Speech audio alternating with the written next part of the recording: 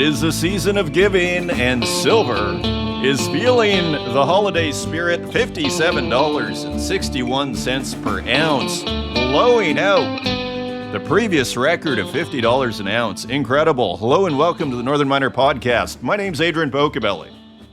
My voice, a little hoarse from all the socializing that has occurred at the International Mining Symposium. I record this from a hotel room in London, England, where we hosted the conference.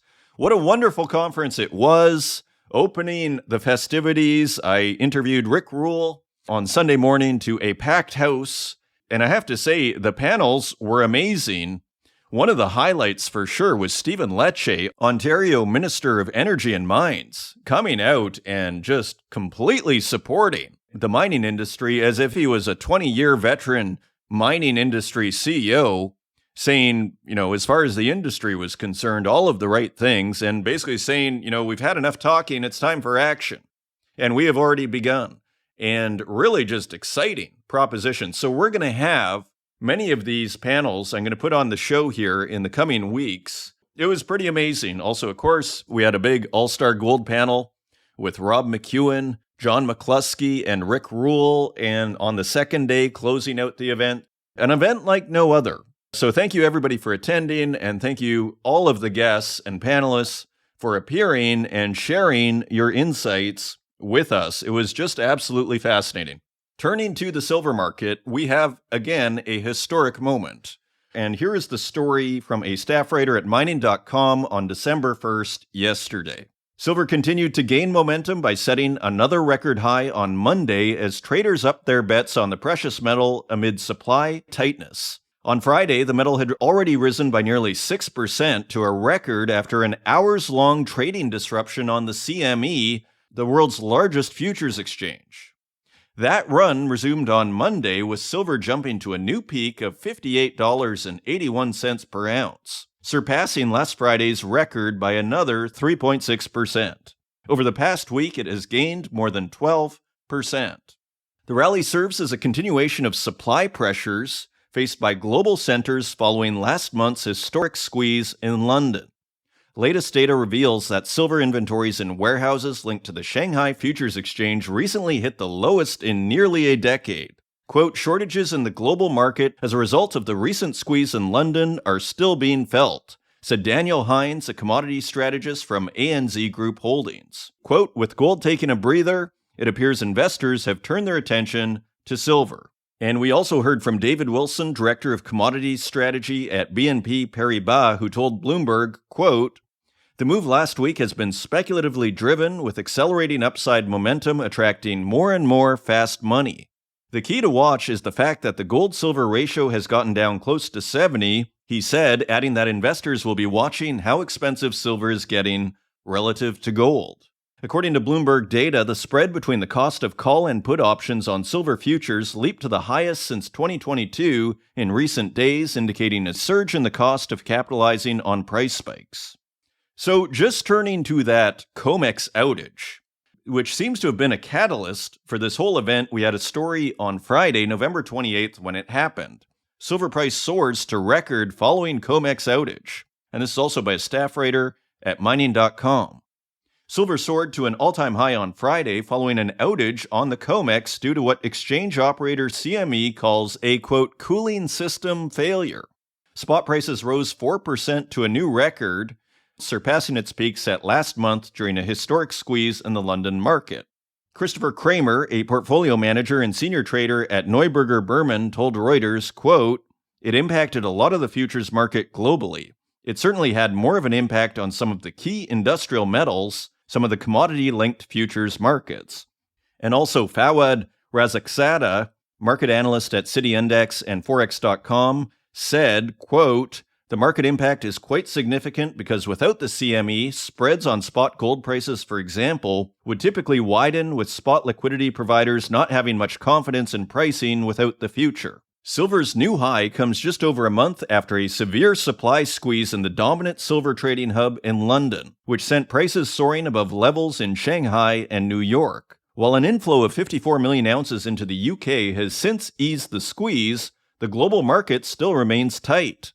Silver inventories in warehouses linked to the Shanghai Futures Exchange recently hit their lowest level since 2015, while Shanghai Gold Exchange volumes are back to the smallest in more than 9 years, according to bourse and brokerage data. Traders are also monitoring any potential tariff on silver after the precious metal was recently added to the U.S. Geological Survey list of critical minerals. While 75 million ounces have left the vaults of the COMEX Futures Exchange in New York since early October, according to Bloomberg, fears of a sudden premium for U.S. silver has caused some to hesitate before shipping metal out of the country. So, all sorts of trials and tribulations in the silver market. Sounds like a bit of a supply crunch, doesn't it?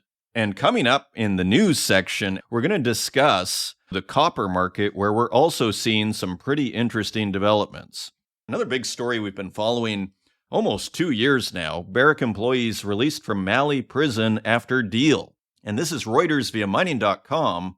Good news for the 4 Malian Barrick employees who have been held for over a year. And this is Reuters via mining.com. 4 Malian employees of Barrick Mining have been released a year after they were detained in the capital Bamako amid a dispute between the company and the government, 3 sources told Reuters on Saturday. The 2 sides have been in a standoff over the implementation of the West African country's new mining code that gave Mali a bigger share of revenue from gold miners as gold prices surged to a record high.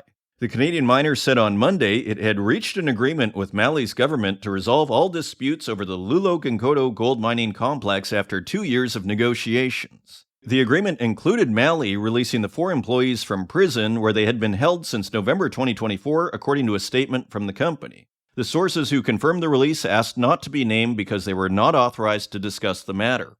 And it does give credence to the notion that it was the right decision to remove Mark Bristow. You could argue that someone who was wanted by the Malian authorities was not in a position to negotiate with them. And looking at the result, perhaps a little bit of vindication for the board. Another big gold story we have in the Financial Times: Tether, the $180 billion gold whale. The secretive crypto group buying billions in gold. Tether is one of the world's most profitable cryptocurrency companies, but it's lately seemed more bullish on bullion than digital coins. Tether's main offering is a stablecoin USDT, or US dollar Tether, a cryptocurrency pegged to the US dollar that is in effect the largest digital money market fund. It has issued roughly $180 billion of USDT and plowed most of that money into US treasuries while keeping billions of dollars in interest as profits. But the small group of people who run Tether are investing its deposits far from cryptocurrencies, signaling they are not industry cheerleaders. The secretive company has roiled gold markets this year, becoming the world's biggest holder of the precious metal outside of central banks, Bryce Elder writes in FT Alphaville. It has a stockpile, quote, roughly equal to smaller central banks such as Korea, Hungary, and Greece, according to the investment bank Jefferies. Last quarter, the company's gold purchases accounted for nearly 2% of total gold demand and were equivalent to almost 12% of central bank purchases, Jefferies estimates. So it just goes to show just how huge the crypto market is when the main stablecoin, their investments in gold, are starting to match countries like Korea, Hungary, and Greece. So quite fascinating there. And of course, this follows their investment in gold royalty companies, which we were hearing about last month. Continuing on, another story from the Financial Times. This one coming out of Italy. Giorgia Meloni's party pushes to declare Italy's gold property of the people. Let's see what's going on here. This is Amy Kasman in Rome and Olaf Storbeck in Frankfurt. Lawmakers for Giorgia Meloni's right-wing coalition are pushing to have Italy's gold reserves declared the property of the Italian people. A move critics fear will pave the way for a government sell-off of the metal. Italy has the 3rd largest gold reserves in the world after the US and Germany, with roughly 2,452 tons, according to Bank of Italy data. Following the recent blistering rise in gold prices, it has a current market value of about $285 billion. The Bank of Italy says it owns the gold as part of the country's official foreign exchange reserves. These stocks, quote, boost confidence in the stability of Italy's financial system and of the euro, and are a safeguard for the Bank of Italy in fulfilling its public functions, the central bank says. But lawmakers from Meloni's Brothers of Italy party are pushing to add a provision to the company's upcoming budget law that would proclaim, quote, the gold reserved and managed and held by the Bank of Italy belong to the Italian people. Senator Lucio Malan, chief whip for Brothers of Italy, said, quote, we feel the need to make it clear that gold is the fruit of the labor of our people, that gold has always been a property of the people of Italy. I mean, when we see Italy's 10-year bond sometimes yielding less than France's 10-year bond, one has to consider what might happen if Italy starts selling its gold. What is that going to do to Italy's bond market? Are you going to start gaining money in one pocket and losing it out of the other by potentially an increase in yields? One wonders if they are considering this. So, big debate in Italy over gold.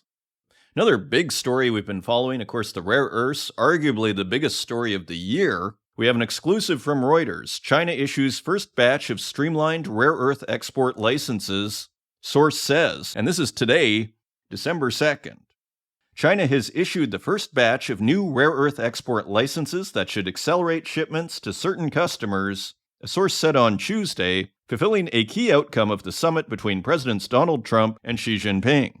China began designing a new streamlined rare earth licensing regime centered on so-called general licenses following the late October meeting between Trump and Xi that eased trade tensions between the two countries, Reuters exclusively reported in early November.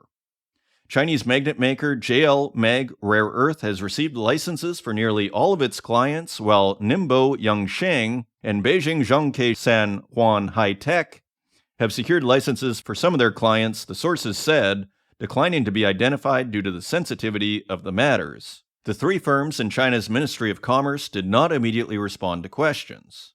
All three companies sell to the automotive industry according to their websites. JL Mag has a subsidiary in Europe, and Yangsheng says it has clients in Europe and the Americas.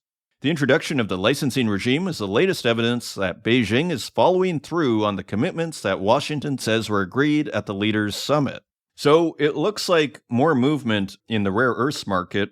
And speaking of rare earths, sometimes it seems like the environmental side of rare earths takes a back seat to the need of these metals for the supply chain. But an interesting story from thediplomat.com, Thai-U.S. Critical Minerals Memorandum of Understanding sparks backlash amid mounting environmental costs. And we're seeing stories of the environmental devastation that is occurring in a river in Thailand. So let's take a closer look. This is Tom Fothrop at thediplomat.com. The hastily agreed Memorandum of Understanding on Critical Minerals that was signed by Thai Prime Minister Anutin Charnvirakul and U.S. President Donald Trump on October 26 shocked many community leaders in northern Thailand.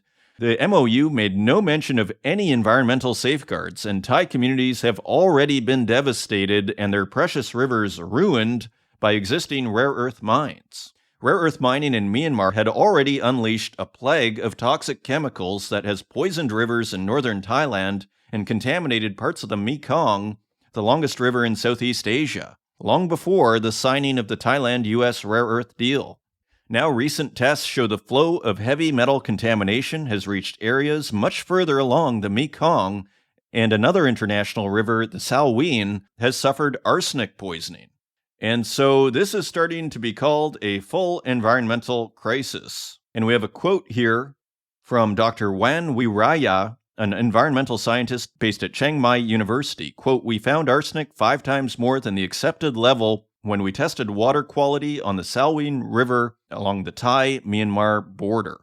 So the environmental side starting to become a bigger issue once again.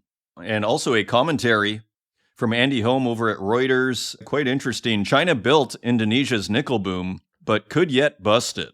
Andy Holm is pointing out that nickel doesn't seem to be as needed as before for electric vehicle batteries. China financed and built Indonesia's nickel industry, transforming the country into the world's largest producer in the space of a decade.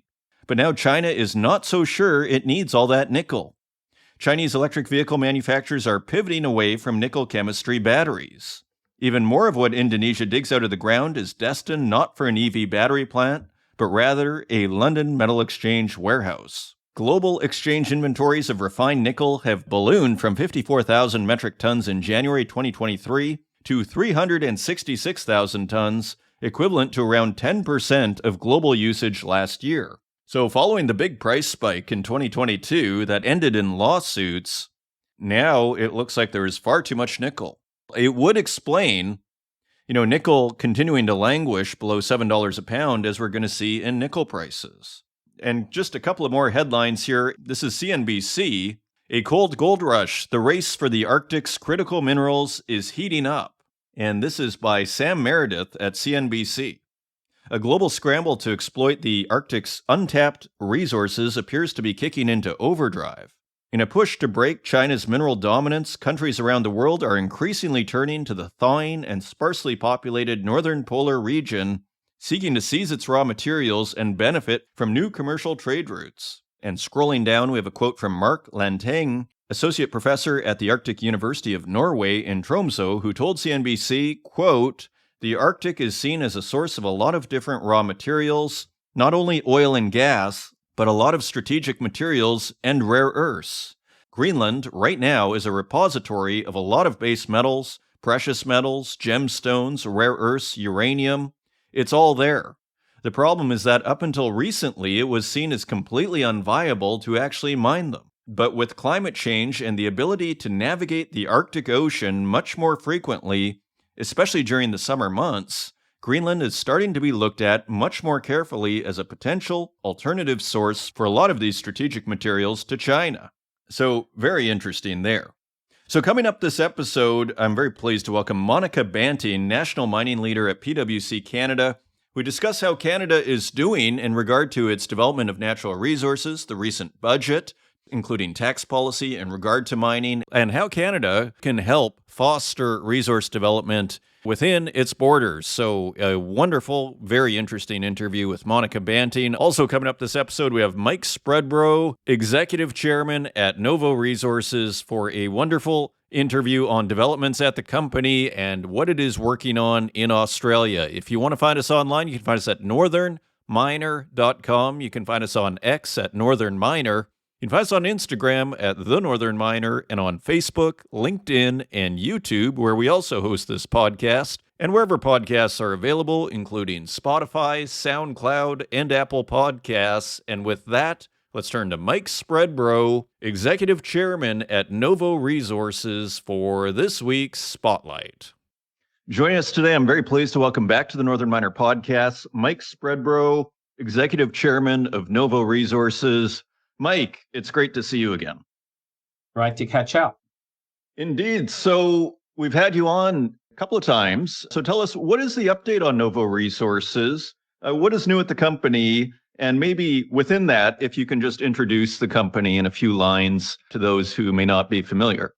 Well, that's probably a good place to start. So just a reminder, we're an Australian-based TSX and ASX listed company. I always think that's a really good, important point. We've got access to both exchanges and, great shareholders across that portfolio. So Australian-based, we are very much an explorer. And I keep explaining to people, we are greenfields explorers. So people say, well, Michael, when's your resource? Well, we're so far down the early project generation that we dream of a resource, right? So we're in the discovery phase. So, we're the people that you should have a bit of our stock and you won't hear much, but then one day you'll read us in the front page of the Northern Miner that we've just drilled a huge gold or copper intersection and our share price will shoot up. So we are very much a greenfields project generator in Australia.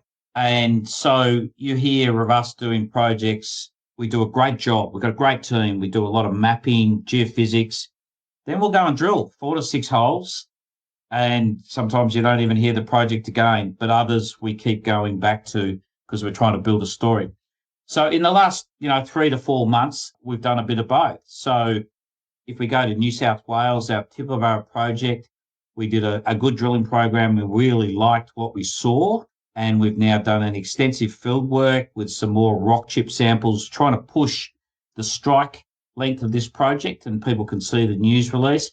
So the next phase would be to go back drilling early next year. So that's a project they're kind of building up. We've got a great project also in New South Wales called John Bull. We've done some excellent mapping on the back of historical drill holes, 17 holes by previous owner. But we're struggling to get access, landowner access to the project, but people should like that. It's a gold project that we really like. We think it's got great potential. Then back in Western Australia, our natural home in the Pilbara really has been greenfields work. We've drilled some gold antimony projects, some results out there, probably not the great expansiveness that we would want to make economic, but we'll have another look.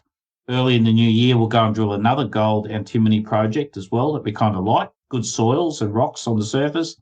And what's really been exciting in the last month, we've put out some rock chip samples of a project called Techman. The reason that's exciting is we're the first people to be able to get on the ground in 10 years because of access with traditional owners, but we've identified 3 major parallel corridors. So, we've seen rock chips up to 60 grams a tonne. So I really like that. There seems to be a bit of scale and breadth. So we'll go there drilling as soon as we can get access from the traditional owners. So, look, it's been pretty busy, but as you get a feel, all of those projects are definitely down, the early stage process. Okay, excellent. So this is primarily a gold-oriented company for those that are new to the company, but there are other metals depending on the project. You'll see that presentation. We do say gold and copper. We just don't have any copper projects there, but we really do actively look for greenfields copper projects. We see that in Australia, there's very few discoveries in copper. Copper's a great metal. So we do talk about it as part of wanting to be in our portfolio, but we've yet to go there. But you won't ever see us like we've done historically. We found some good lithium stuff, sold it off, right? So, anything that's outside that gold and copper, our whole strategy is to build it up to enough to be able to divest it and get shareholder value through that way. We don't believe to be an explorer. We don't believe should be too diversified and chasing different commodities. Indeed. And so do you have a flagship, so to speak, or are you exploring kind of across the board? In a sense, is there a focus that you're working on Yeah, right that's now? an interesting question. Yeah, look, we probably at this stage dream of something that we would call a flagship. If you just listen to that portfolio, we've got some really, follow-up surface mapping, great geological information, structural geophysics, rock that need drilling, all the way to Tibooburra, where we're getting close to phase 2 drilling, and John Bull, which has had phase 1 drilling by someone else, and we want to do phase 2 drilling. So I would say Tibooburra and John Bull are much more advanced than, say, Techman, which we've only just really identified. And look, our priorities do change because, if we go to drilling at Techman and we find some really great results, we'll hit it hard. So we'd like to have a flagship. That's what we're working on. We think that's the discovery. I think the other thing that people see in our strategy is we're not interested in small projects. We're looking for projects that, we think if everything lines up would have 1 million ounces. We just don't think small projects have a real place in the market. We're looking for bigger projects that can sustain good shareholder value going forwards. Okay, excellent. So, of course, a team is crucial in this kind of activity. What can you tell us about the team at Novo Resources? We've got a great geology team. We've got 2 geological managers and a GM and then, a bunch of geologists. They all have experience chasing gold across the world in different geological environmental settings. So we have a really great team. What's really important is that team and our internal culture all the way to the board level has got, breadth of experience from exploration through to operations. But the commonality with us is we're very, very structured in our decision making. We're very happy to walk away from a project, and people shouldn't be upset by that. I see far too many projects that have probably gone a few drill holes beyond what should be because they're never, ever going to get to that, economic way or make money for shareholders. So we're very, very disciplined. And so we do churn over a lot of the early stage projects very quickly. So if you looked at the 12 greenfield projects last year, they are very different, suite that we have now because we do turn over targets and we're always looking for targets. So great team. Interesting for us, you heard me talk about, being in Australia, a lot of our projects do require approvals from the traditional owners. So we have also a really excellent team that does that engagement with the traditional owners and actually gets on the ground. And, we actually have a part-time archaeologist in our team. And that's just as important as the geologist. You can't drill holes unless you get access. I don't think it matters where you are in the world. Land access is your number one risk and exploration. Number two is money. So we really put a lot of effort to get on the ground. So at Techman, I said, first group of people to be able to come up with an agreement with some traditional owners to get on the ground in 10 years. And I think that says a lot about the way we do our work. I think that's super cool, Mike, that you have an archaeologist on staff, part-time archaeologist. That is pretty cool. And it makes a lot of sense. Number one risk, you have finance people. Well, our risk is land access and traditional owners and being able to, Bob's great. He goes out there and he will do the heritage surveys with them, and he'll sleep in what we call in Australia is swag, bush camping. He'll do all of that and be able to talk culture and language with them. So it's a key part of us getting on the ground. We deal, because of our breadth, we deal with 12 different language groups and traditional owner groups. So everyone's different. So it is an important part of our work. Fascinating. And it makes a lot of sense once you hear it, but it's something I haven't heard very often. So you also mentioned you're looking for new projects. Is that the case? We definitely continually look for projects across the suite. So there's some early stage, add more to the greenfields pipeline that churns. But because of our expertise across gold and copper, we're definitely looking for projects that might have stalled. They might even have a small resource or have had some discovery holes, but for one reason or another, they've stalled, whether it's funding or access or whatever. So we're definitely looking for those projects. Again, gold and copper. We've had a look at some in Australia and some in Canada, but we've yet to do a big deal. These won't be, a huge amount of money, but we're out there looking for good projects to add to the portfolio because we have the capability to do it in-house. We've got the funds to do it.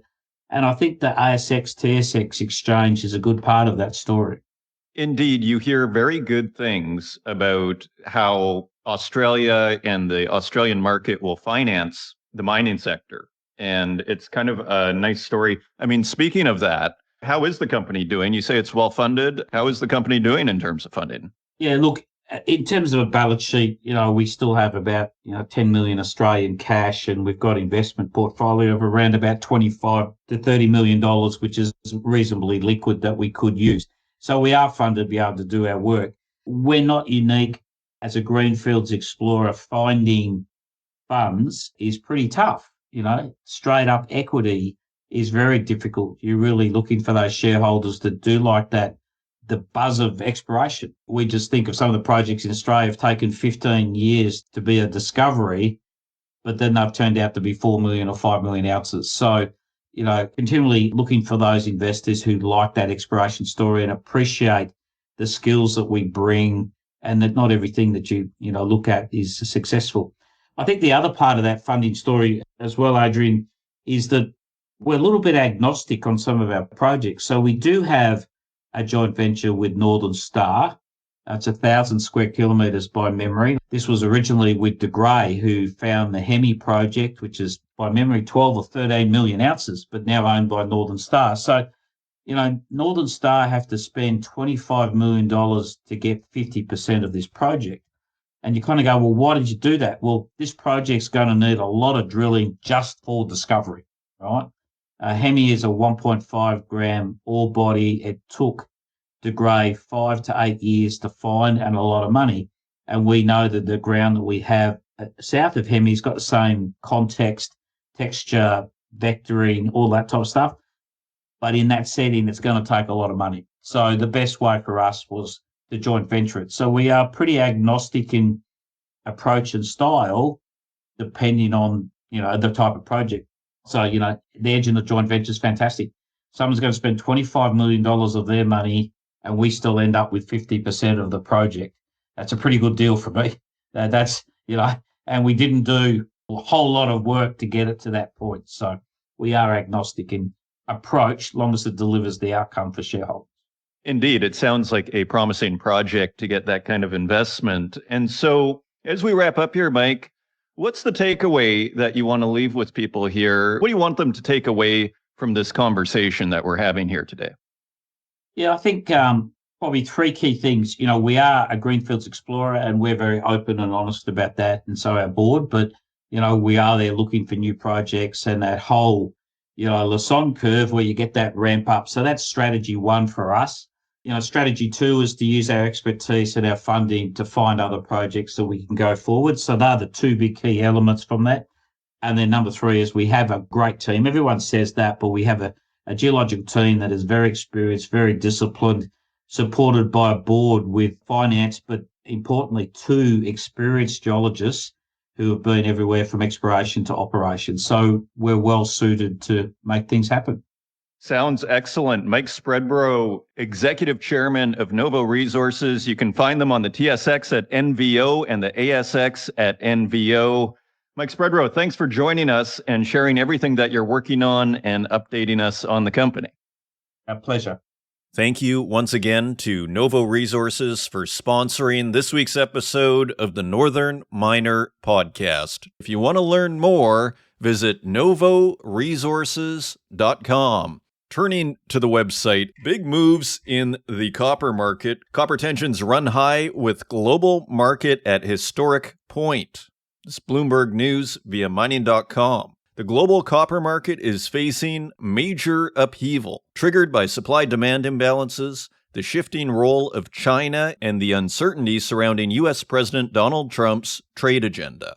Against that backdrop, pricing talks were unusually fierce during a major industry gathering in Shanghai this week. Miners heaped pressure on smelters to accept record-low fees for processing ore. For refined metal shipped to China, yearly premiums jumped to an all-time high.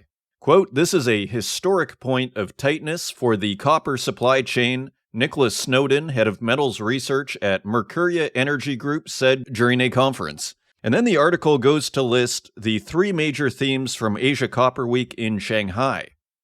And the first is smelters versus miners. Right now, there is an oversupply of copper smelters, and there is not enough ore to feed them all. And this is resulting in fees for copper smelters going very low, in some cases negative. So that is one factor. Another factor is the American premium, and the fear that new tariffs on copper could distort the market. Mercuria's Snowden said the U.S. is likely to hold 90% of global copper inventories by the first quarter of 2026. This will have knock-on consequences elsewhere. The more copper cathode that America sucks up, the greater the shortage in other markets, meaning suppliers such as Chile's Codelco, for example, have not been shy in offering some customers in China a record-high premium of $350 a ton. Snowden calls it extreme dislocation and said, quote, "There should be no underestimation of the strength of this pull and the scarcity risk that is set to afflict the copper market outside the U.S. over the next 3 to 6 months."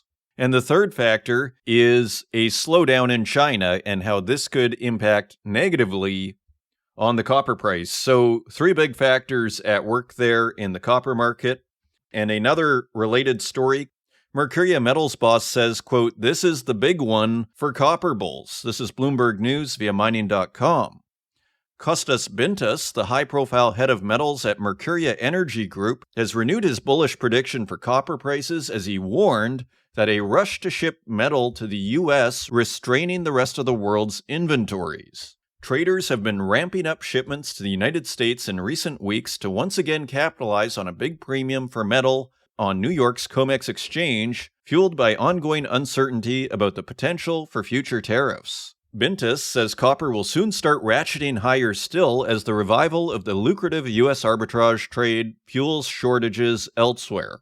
Quote, "This is the big one," he said in an interview at the end of a key industry conference in China. Quote, "If the world keeps going like this, we will be left without copper cathodes in the rest of the world." Scrolling down, he declined to offer a price forecast, but said that global benchmark copper prices on the LME, already trading near all-time highs, could only go higher. Quote, "Just looking at the facts, mathematically, what is going to happen if all of this continues? There's only one answer. There will be tightness and a higher price." Scrolling down, with producers, manufacturers, and traders locking in supply deals for next year, Bintas says there's growing recognition that ongoing U.S.-bound flows could fuel shortages in China and other markets, even in a weakening demand environment. Quote, "The realization is coming fast. Demand is not good, there is a surplus, and the price is going higher. There is a special dynamic. So this is quite interesting. Demand is not good. There is a surplus, but the price is still going higher. So quite interesting comments from Mercuria Energy's Kostas Bintas. Another story that seems to speak to this turbulence that is in the metals markets, LME to lower client fees in 2026 in bid to boost liquidity. This is Reuters via mining.com. The London Metal Exchange said on Friday it would reduce transaction fees for its customers next year as it seeks to enhance liquidity on its LME Select electronic platform while supporting physical market trading. Client trading and clearing fees on the LME's electronic trading system will drop by 7.4 to 8.5%, the LME said in a statement announcing a revision of its fee schedule for 2026. And we have a quote from LME CEO Matt Chamberlain, who said in a statement, quote, "While we believe that higher fees are appropriate for more bespoke inter-office trading, we remain committed to maintaining lower fees for trades that are key to physical market trading practices, such as ring trades and short-dated carry trades on all venues." So a little bit of inside baseball from Matt Chamberlain, but one imagines by lowering fees, you're going to attract metal. And this is a theme that we've been seeing in the last year, are concerns around liquidity in terms of the amount of metal that is stored in LME warehouses. And continuing on, Anglo Tech deal clears Canada's national security test, according to the Globe and Mail.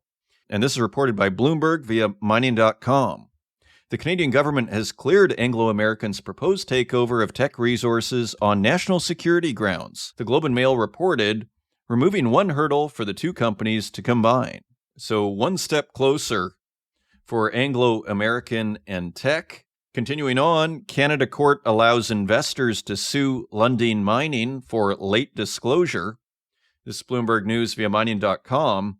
Canada's top court has ruled that investors can sue Vancouver-based Lundin Mining for failing to disclose that a rock slide took place at one of its mines in Chile, affirming when public companies must share information with shareholders. The Supreme Court of Canada on Friday set aside a lower court's interpretation that narrowly defined, quote, material information, which would have prevented the investors from bringing a class action lawsuit against Lundin, alleging that the company waited too long to tell them about the rock slide.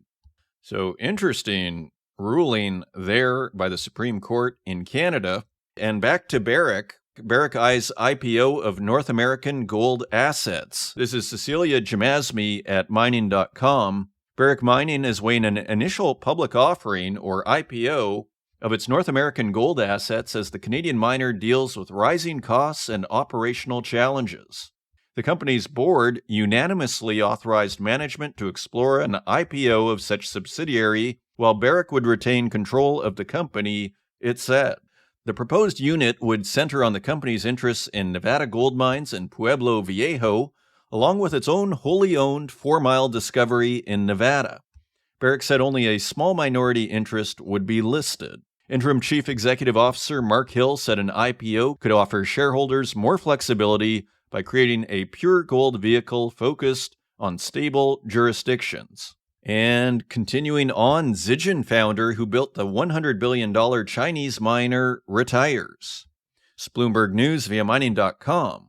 Zijin Mining Group's founder Chen Qinghai will step down as chairman after steering the company to the upper echelon of global metals miners following a decades-long run of growth. The 68-year-old will become honorary chairman and senior consultant for the company after deciding to not accept nomination as a candidate for the board due to age and family reasons, according to an exchange filing on Saturday. The Fujian-based group didn't name a successor. Zijin's market value ballooned to more than $100 billion this year for the first time, underpinned by surging prices for its key commodities, especially copper and gold. The company started with a small gold mine in China in the 1980s, and its value is now only surpassed by Rio Tinto Group and BHP Group. So Zijin Mining, number 3 there in terms of global miners. Pretty impressive accomplishment by Chen Qinghai. Continuing on, Orano says uranium convoy from seized Niger mine poses safety risks. This is Reuters via mining.com. French nuclear fuels group Orano said on Monday a uranium shipment from its expropriated Sommer mine in northern Niger last week posed, quote, serious safety and security risks, citing threats of diversion of the radioactive material and breaches of international transport rules.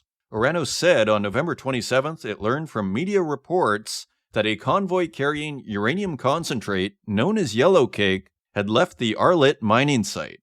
The company said it was not involved in the transfer and has no details about the quantity, destination, or buyer. And Orano said by email, quote, transporting a large quantity of uranium through an unsecured corridor poses significant safety and security risks. So, concerning article over there, continuing on, Ivanhoe Mines fires up Africa's largest copper smelter. It's by a staff writer at mining.com. Ivanhoe Mines recently ignited what it touts as the largest and greenest copper smelter in Africa, with first feeds of concentrates expected by the end of the year. On November 21st, the Canadian miner officially fired up its 500,000 ton per annum copper smelter at Kamoa-Kakula. This was accompanied by an opening ceremony on the site, attended by the chief of local communities and Ivanhoe founder Robert Friedland. Quote, the ceremony today is not just a ritual. It is a passing of a torch representing transformative change at Kamoa-Kakula. From a site where we first discovered high-grade copper in 2008, we now harness a fire blessed by tradition to power a facility that will set a new global standard for copper smelting, Friedland said during the event. And they expect anode production by year-end. Continuing on, Saudi Arabia launches bidding for 13,000 square kilometer mineral exploration licenses. This is Reuters via mining.com. So Saudi Arabia continues to move aggressively forward in the metals industry. And finally, Zimbabwe to hike royalties on gold producers to cash in on record prices. This is Reuters via mining.com. As part of a raft of revenue measures aimed at boosting state income and supporting local industry, gold miners will pay a 10% royalty if prices exceed $2,501 per ounce, according to the document. So, Zimbabwe wanting a larger share of the profits with gold prices moving higher. So those are your news stories. Now, let's take a look at metal prices.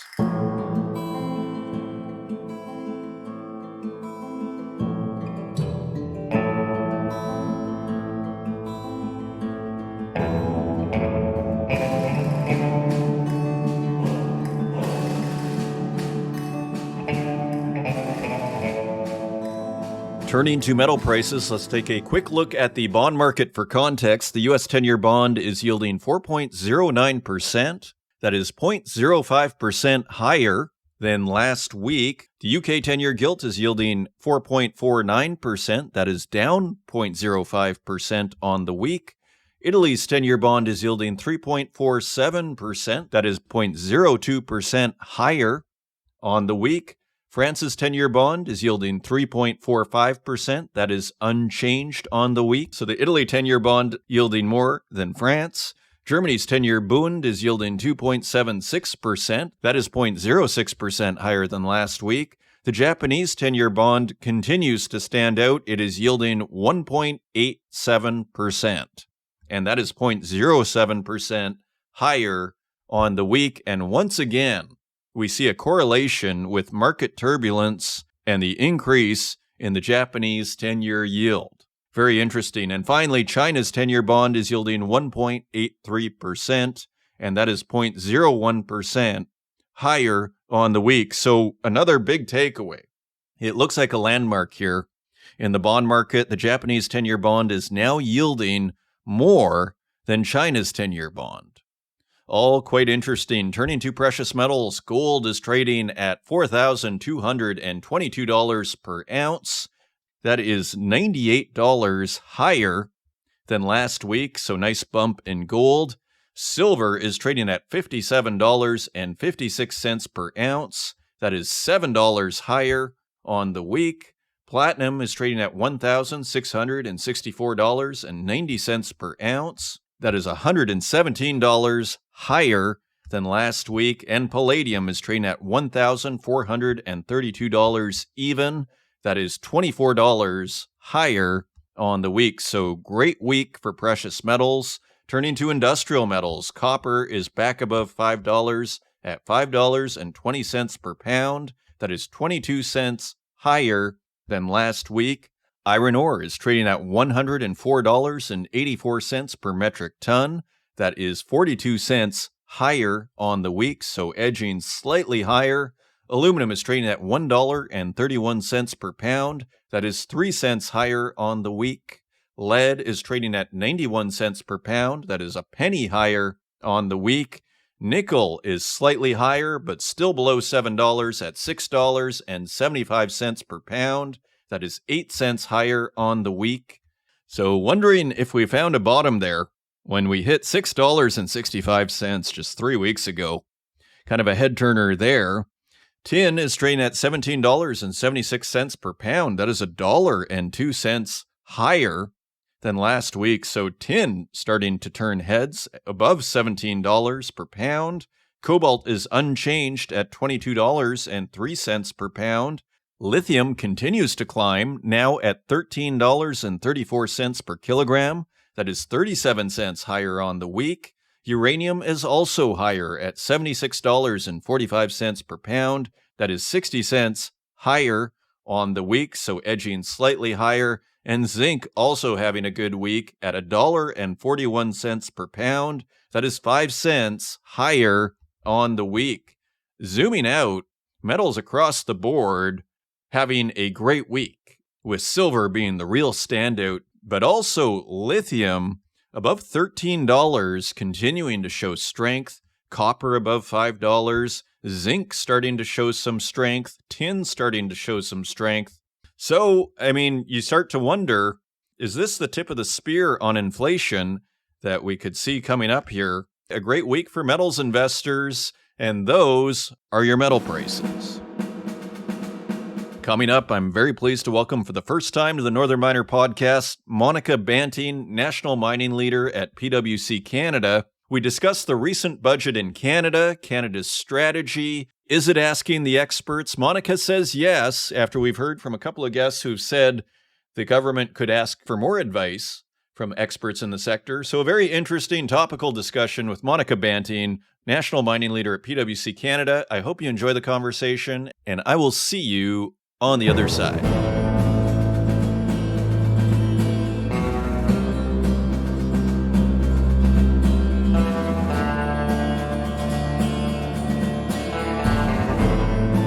Joining us today, I'm very pleased to welcome for the first time to the Northern Miner Podcast, Monica Banting, National Mining Leader at PwC Canada. Monica, welcome to the show. Thanks, Adrian. It's great to be here. I'm really happy to have you here, Monica. What a year it's been in this sector, and of course over at PwC. You guys look at a lot of the big issues, surrounding mining, metals, minerals, and it seems like we've been at the top of the news cycle here for months now. Incredibly, and it seems to be, if not growing in intensity, at least maintaining it. Anyways, from your perspective, how has the year been? How are things going on your side of things?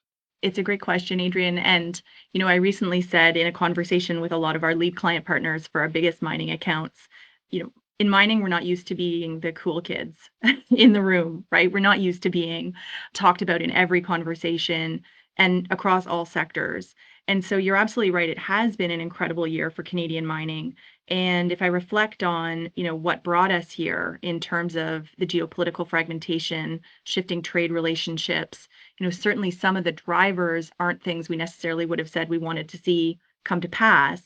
But for Canadian mining, I think there's a lot of positive in the momentum and the ambition that we're seeing politically around fast-tracking infrastructure, of course, with all of the right safeguards and all the right stakeholders at the table, around bringing Canada's mining potential to account. That's really motivating, and I'm seeing a lot of our industry stakeholders across the whole ecosystem, supply chain, the miners, all of us who support the industry, really coming together to think about how do we move from this ambition to action. So it's very inspiring.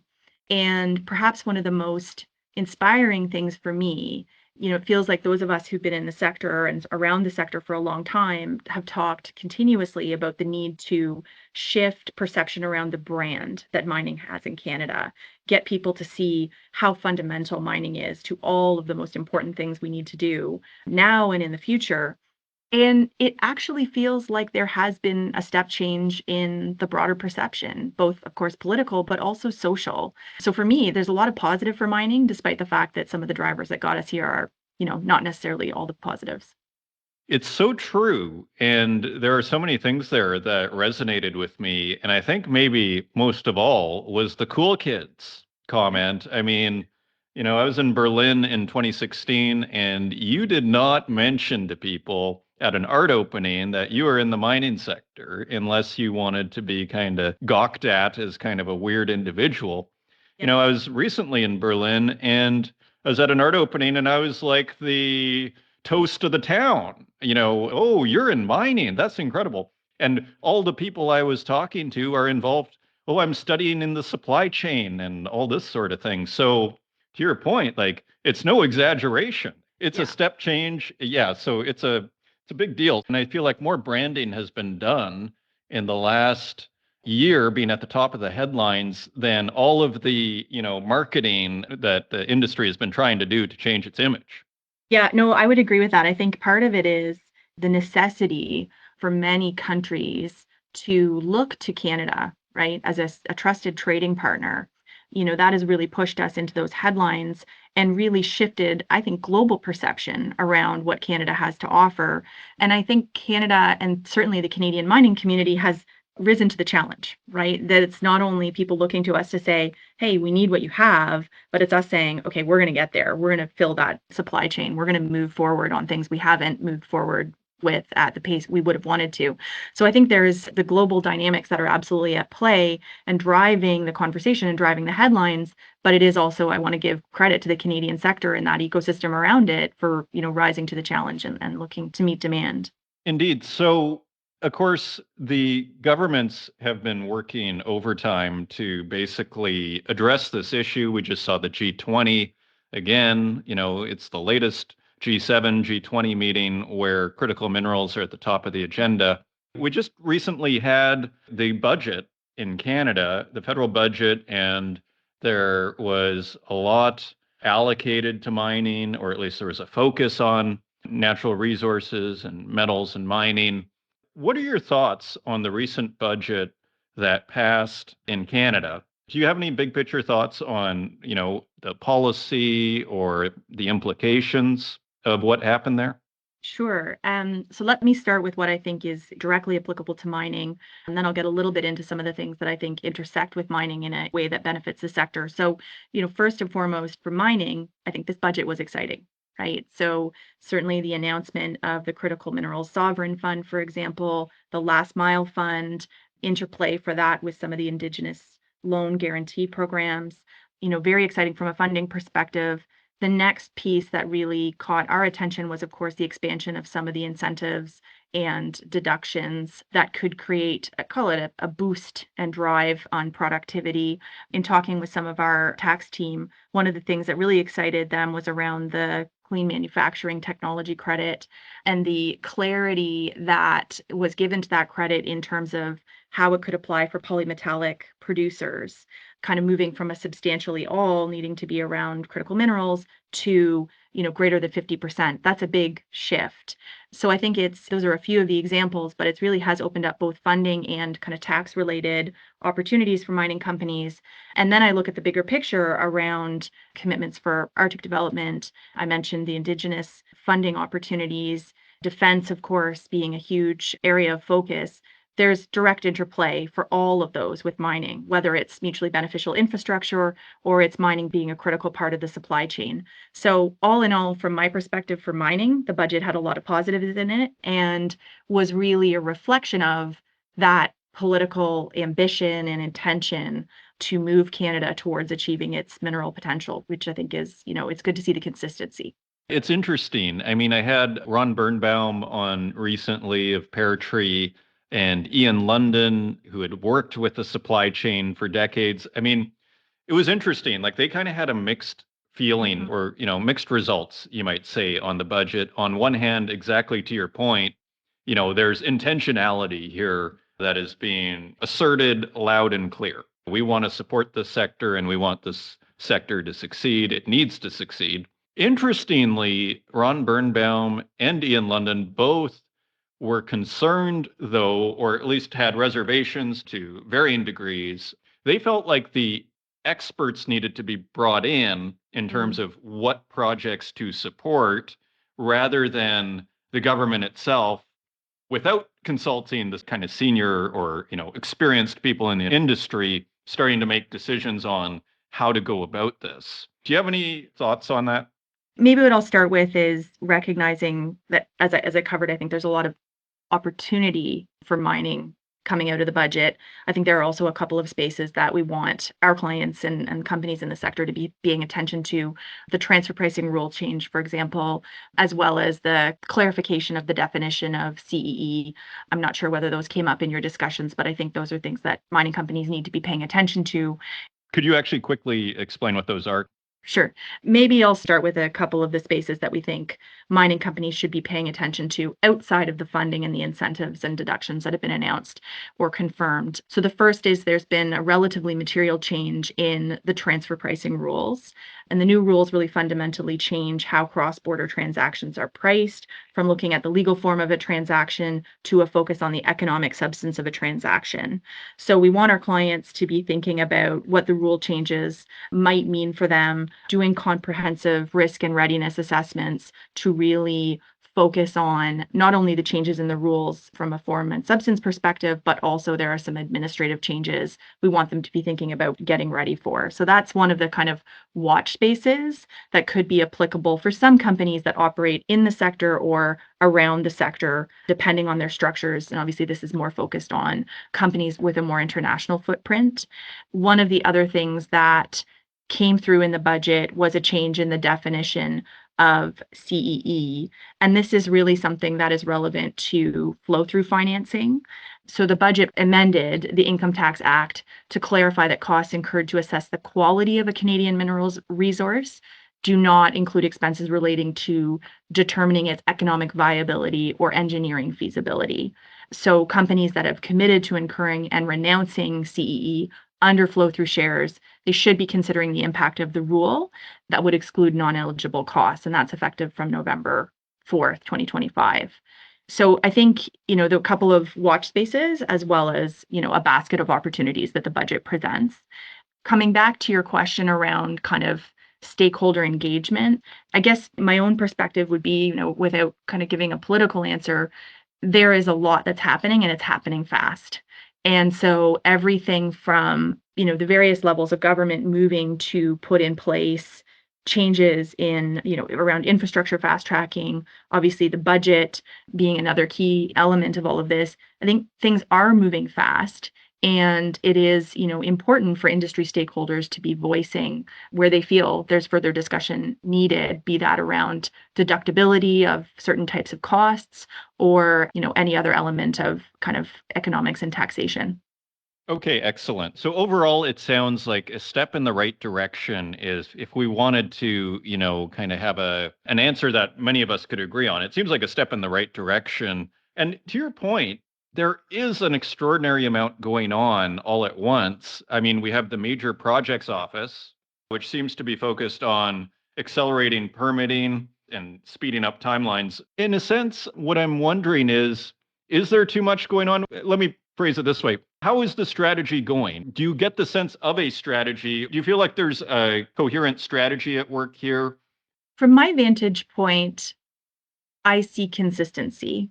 And so whether that's the infrastructure bills, the budget and what it contains in terms of opportunities for mining, the major projects office, for example, and all of the kind of stated purpose of that body, it all feels consistent. And so I think that's a good thing in the sense that we're not seeing anything that's sort of contradictory from a strategy perspective. But as an accountant and someone who focuses on risk for a living, I guess the one thought that comes to mind is as we move quickly through all of these changes, we need to be mindful of the risk. We need to be mindful of making sure we have all of the right stakeholders at the table. We need to be agile in shifting where something is identified that might not be working or might cause an issue or a challenge. And I'm motivated, I guess, by the way that I see different industry stakeholders coming together around this kind of thing, not just at the political level, federal, provincial, but one of the projects we're very excited to be involved with is a project the Ontario Chamber of Commerce is doing. They're going to be putting out a report on Mining 2030. And we're a research partner. And being somewhat involved with that, I've been so impressed to see them bringing together stakeholders from the sector, the supply chain, professionals such as ourselves who can provide input to really unpack, in this case specifically for Ontario, what are some of the opportunities and challenges that the current environment presents? What are the things that are being addressed by the mechanisms that have been put in place? And what are some of the challenges that still need to be further unpacked? And so I come back to that point of consistency. Whether or not it's all one cohesive strategy, that's probably tough to say when you're operating across so many levels. But I do see politically, as well as from a sector perspective and all of the ecosystem that surrounds it, consistent ambitions and strong motivation to pull together to address the things that have historically been barriers for the sector achieving its potential. Okay, super interesting. So, on a provincial level, you are seeing, as you say, to a certain degree, engagement with the experts, so to speak. They are being brought in, at least, say, in Ontario, you're seeing this. Yeah, I think we are seeing it nationally. Every province, of course, has its own regulations, its own social environment that we're dealing with. But the sense I have from working with the community of our mining professionals across Canada is that we're consistently seeing different bodies pulling together to affect change where they can. And so for me, that's quite motivating. But to your point, there may be gaps, and we need to be ready to be agile around those as we look at solving for the future. Indeed, because in a sense, it comes back to this, question of strategy. It's been brought up here a couple of times by Ian London that, we might need to target certain metals, for example, like rather than this all of the above approach, according to Ian London, maybe we shouldn't be doing rare earths. Maybe this is not our strength, and perhaps we should be doing, I don't know, copper or nickel or something. Do you have any thoughts on, in a sense, strategy? What should be done? What do we need to do here? Do you have any thoughts on that? Absolutely. I'll call back firstly to the budget. And one of the things I mentioned is that it opens up some opportunity or some clarity for those companies that may actually be producing multiple commodities. I think it's very hard, right, for anybody to produce just one commodity. And so I think, firstly, I think there's some level of recognition that some of the incentives to drive productivity from a mining perspective need to enable that flexibility to recognize that, companies don't typically produce just one thing.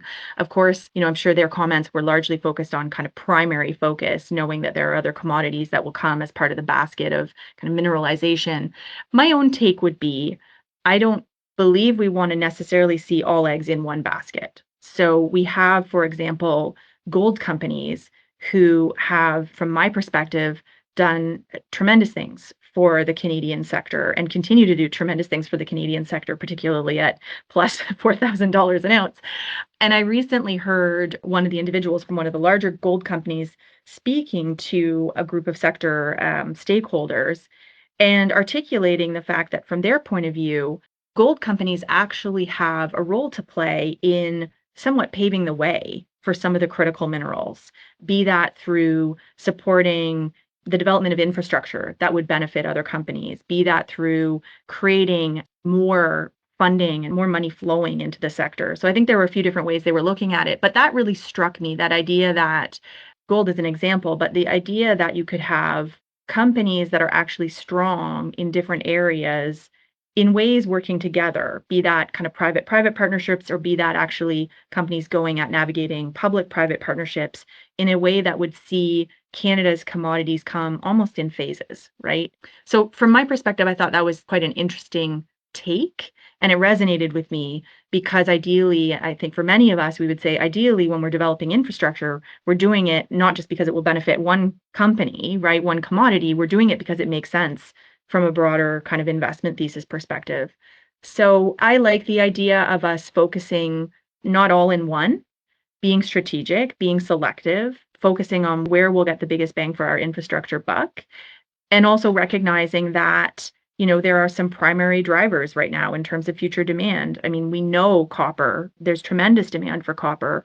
All of the AI use cases, for example, for copper, I know you're familiar with all of it, but that is to me a given. But some of these other commodities where we know from a Canadian perspective, we want to put a tremendous amount of investment, for example, into defense, and we want the commodities to come through very secure supply chains.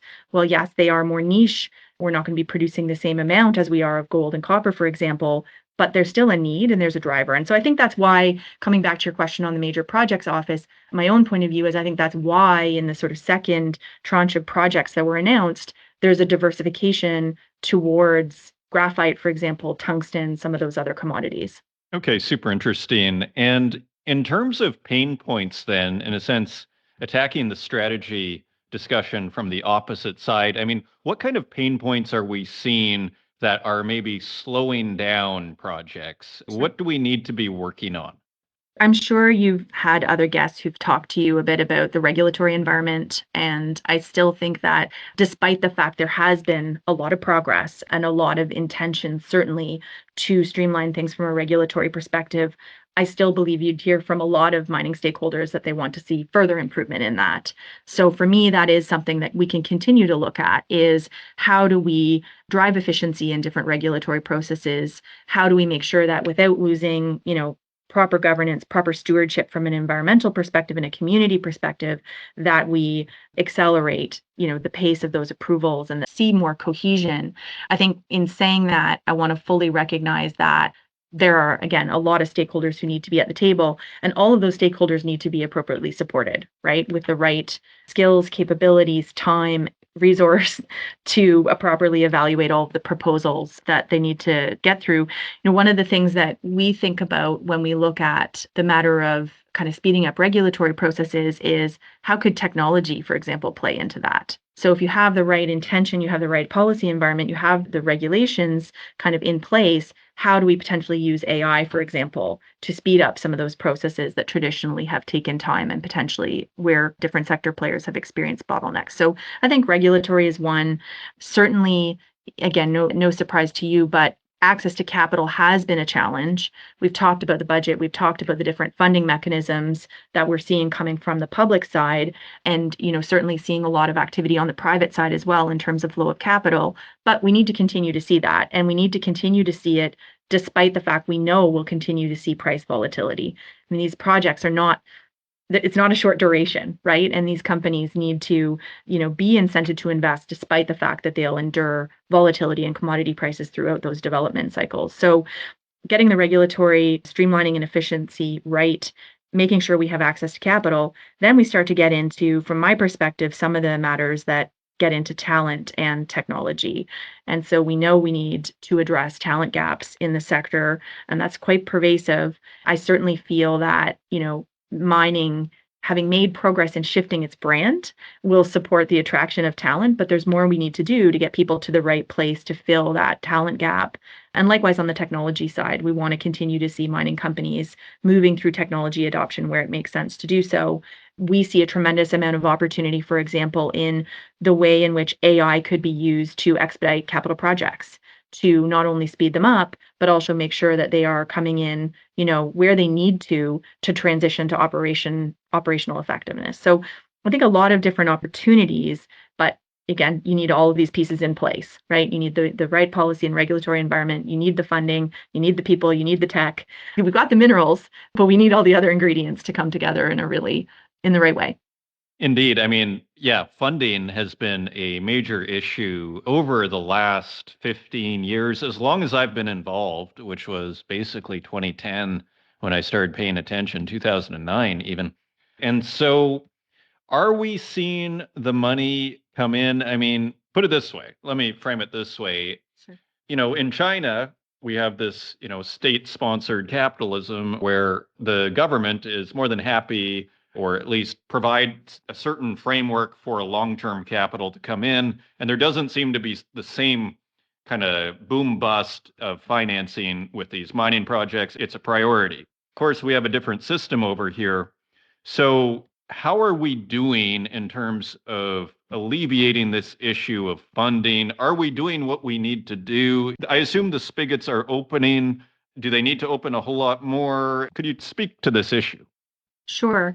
My point of view would be, again, coming back to the budget and what we see having been created in terms of opportunity around the Critical Minerals Sovereign Fund, for example, as well as we discussed, some of the commitments to investment in things like defense, which I think have a direct impact on the sector and create opportunities for partnerships between, both public and private, but also potentially between different sectors with mining. So I do see, that the funding is being made available. I think at this point it's going to come down to deployment.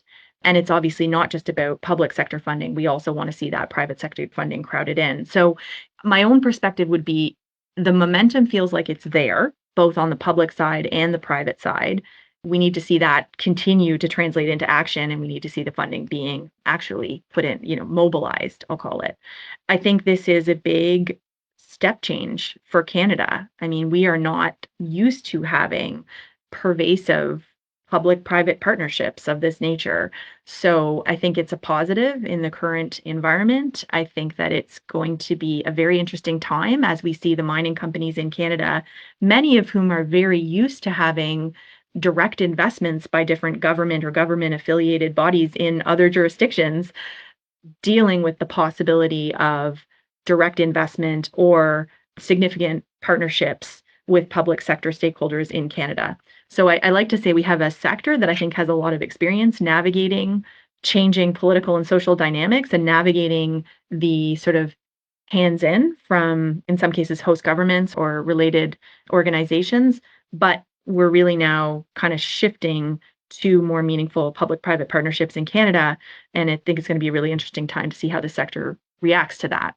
Okay, interesting. Interesting developments there. And as we start to wrap up, Monica, of course, M&A is an interesting topic too, which maybe you're looking at there from PwC Canada's vantage point. Of course, we had the Anglo Tech, merger in progress, seemingly, and of course, BHP showing up.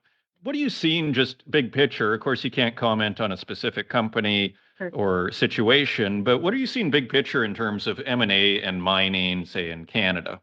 I mean, where I'll start is we don't see mining M&A stopping anytime soon.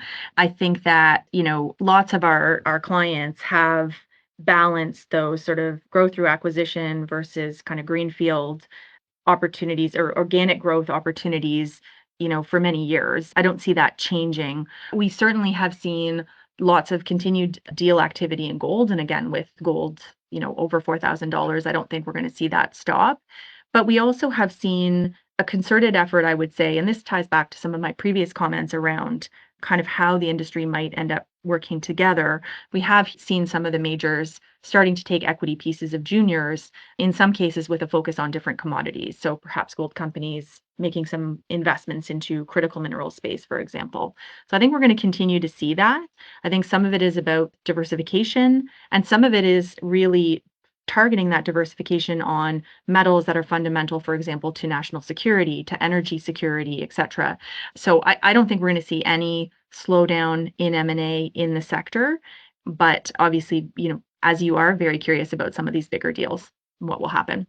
Okay, excellent. So, of course, we're near the end of the year here, and people are starting to look forward and look ahead to the next year. Where is all this going? Is there anything in particular that you're looking at, that you're seeing develop, that you see trends developing? What are you seeing on the horizon?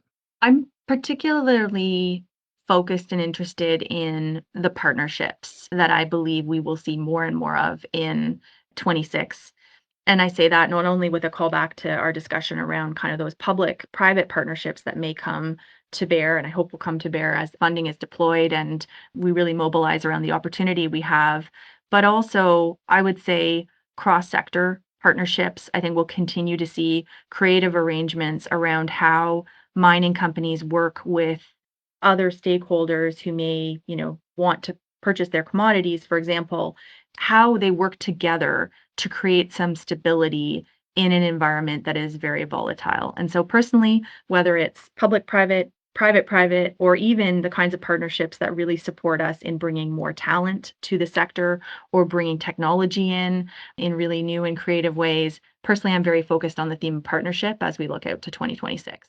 Yeah, very interesting. And I mean, to your point, I assume you mean, for example, speaking generically, maybe an automobile company working with a lithium producer, for example, or defense.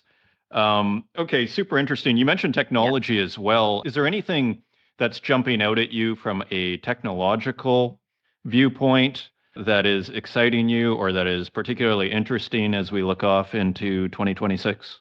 I'll zero in on AI. I mean, not only because from a mining perspective, AI is driving so much demand for commodities like copper, so it's good for us on the demand side, but also I think it's presenting a lot of opportunities for mining and for the broader stakeholders that surround mining as we try to look to really maximize and achieve our Canadian potential. Thinking about, again, that application of AI, for example, into capital projects. How do we leverage these tools to do things at a much faster pace than we have historically? That really interests me. And I think, calling back again to our discussion on the budget and the different opportunities that exist, where companies are investing in AI, they also have an opportunity to look at some of the credits that they might take advantage of. So for me, AI is very much in focus, not only from a demand perspective, but also the opportunities I think it creates within the sector to do more and to do it faster. Okay, excellent. And final question for you, Monica. What needs to happen here ASAP? I would say in a lot of ways, it's more of the same.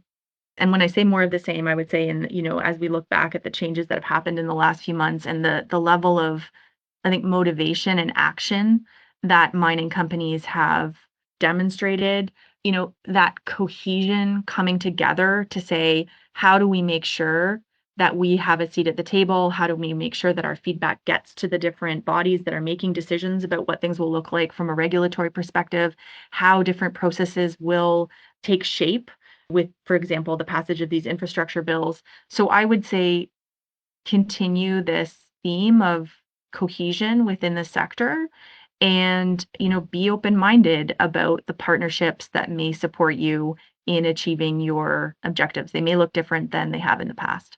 Monica Banting, National Mining Leader at PwC Canada, thank you for joining us and sharing your perspective on everything that is happening in this industry. Thank you, Adrian. Pleasure to be here.